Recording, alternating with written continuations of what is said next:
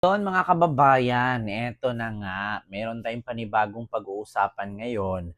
Meron tayong panibagong vlog patungkol dito sa hamon ni Attorney Salvador Panelo kay Amy Marcos. Oo. So ngayon, mga kababayan, alam nyo naman na 'di ba, ano si Amy Marcos ng hearing patungkol sa pagka-aresto nga ni Duterte. So, sabi nga ni Amy Marcos, illegal daw yung pagka-aresto kay Duterte. So ngayon, syempre bilang DDS, no, si Panelo na bobo, tanga-tanga, inutil, uto-uto, hampas lupa, pangit, mga mahihirap na lahi.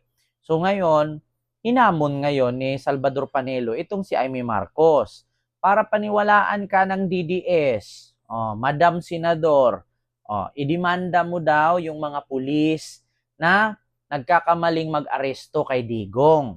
Pangalawa ay mag-file ka daw ng impeachment laban sa kapatid mo para paniwalaan ka ni Panelo. Actually, ito mga kababayan, bago ko i-play itong video ng paghamon or pag-challenge ni Panelo kay Amy Marcos, gusto ko lang reaksyonan itong ginagawa ng mga DDS. Itong mga DDS, ito yung mga diktador eh. Alam mo yung para paniwalaan, uutuin nila yung tao. Katulad kay Amy Marcos, na alam naman natin sa Amy Marcos, utu-uto rin. Oo, china-challenge ni Panelo ngayon para paniwalaan ka na talagang concern ka kay Duterte. Bakit hindi mo mag-file ng impeachment complaint laban sa kapatid mo at idemanda mo yung pulis na umaresto kay Duterte? Actually, sa totoo lang Panelo, gusto ko lang ding reaksyonan itong si Panelo. Kayo nga mismo hindi nyo magawang palayain si Digong tapos si Amy Marcos utusan ninyo na idemanda yung mga pulis na nag-aresto at mag-file ng impeachment complaint kay BBM. Parang sa totoo lang, parang tingin nitong mga DDS, sila lang yung may utak. Di ba? Tandaan ninyo, katulad niyan, yung zero remittance na gagawin ng mga OFW, akala siguro nila lahat ng OFW sa Europe ay DDS. Ang kakapal ng mga mukha nitong mga DDS, hindi pa namatay. Di ba? Kayong mga DDS, virus na nga kayo sa lipunan ng Pilipinas, mga wala na nga kayong kwenta, wala kayong mga ambag sa lipunan, kabubuhan lang yung pinapalaganap ninyo.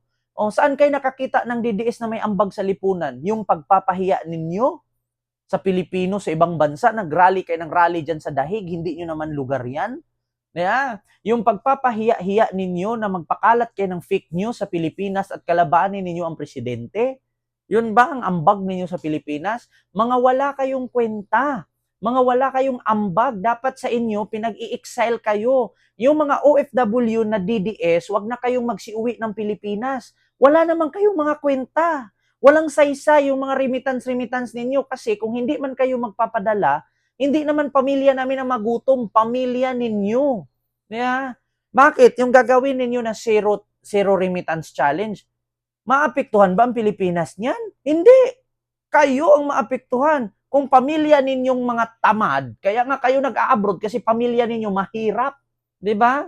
Kaya kung kayo tinatawag na mga hampas lupa at mahihirap, kasi nag-a-abroad kayo para umahon kayo sa kahirapan.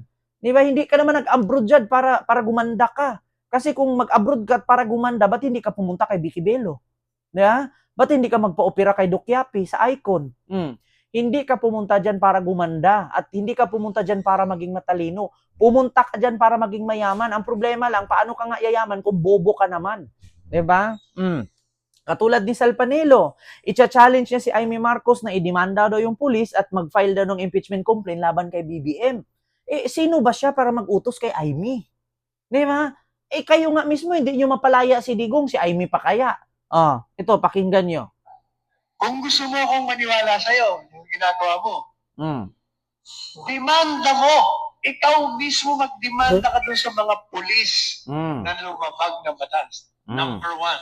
Number two, kung talagang mali ang ginawa ng gobyerno ito at ang puno ng gobyerno ay ang iyong kapatid, maghain ka ng impeachment laban sa kapatid mo. Kapag ganyan ay culpable violation of the Constitution. O yun, ang hamon ko sa kanya. Senadora. Diba? Alam niyo sa totoo lang mga kababayan, bakit kay Amy kayo aasa na mag-impeach kay BBM? Bakit hindi kayo? Diba? Bakit si Aimee ang i-challenge ninyo? Ngayon, utusan ninyo si Aimee, isa din yan si Aimee na ginagamit kayo. Kaya hindi nyo ba alam? Kaya si Aimee nagkakaganyan kasi tingin ni Aimee pagkakampihan kayo, boboto siya ng DDS.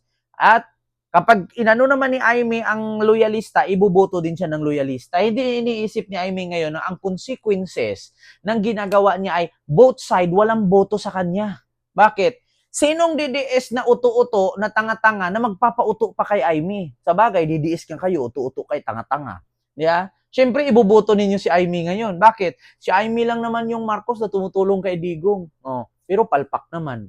Oh, siyempre, iboboto nyo yan. Bakit? Kasi nga uto-uto kayo, DDS kayo eh. Oh, pagdating naman sa loyalista, makakuha kaya ng boto si Aimee. Hindi rin makakuha ng boto si Aimee. Bakit? Kasi traitor ang tingin sa kanya.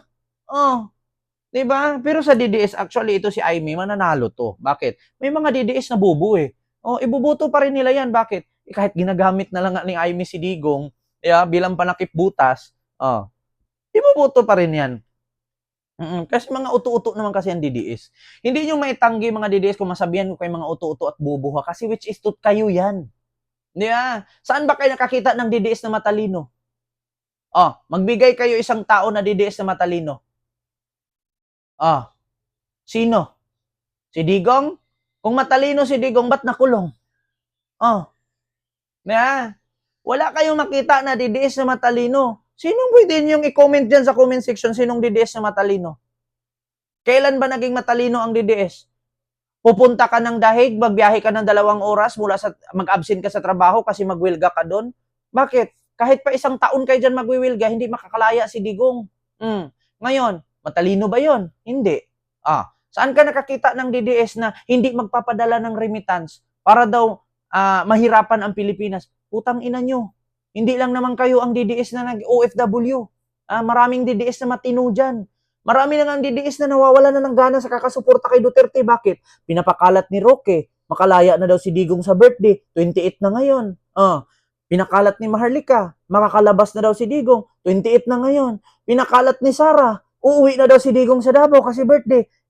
28 na ngayon. Si Digong, nanatili pa rin, nakabaluktot doon sa loob ng ICC. Sino bang DDS maniwala sa inyo? Ang dami ninyong sat-sat na ganito, ganyan, pero ni isang pruweba wala. Tingnan nyo yung mga vlogger na DDS.